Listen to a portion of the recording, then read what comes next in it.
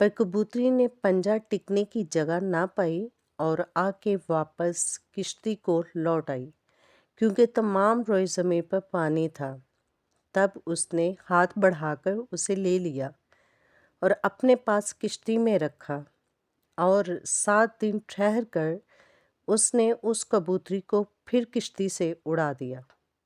और वो कबूतरी शाम के वक्त उसके पास लौट आई और देखा तो जैतून की एक ताज़ा पत्ती उसकी चोंच में थी।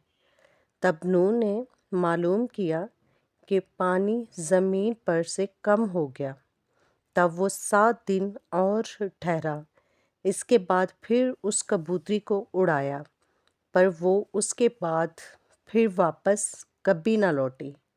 और 600 पहले वर्ष के पहले महीने की पहली तारीख को यूं हुआ कि ज़मीन पर से पानी सूख गया, और नूह ने किश्ती की छत खोली और देखा कि ज़मीन की सतह सूख गई है।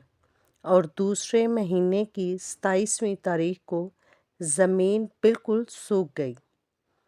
तब खुदा ने नूह से कहा, किश्ती से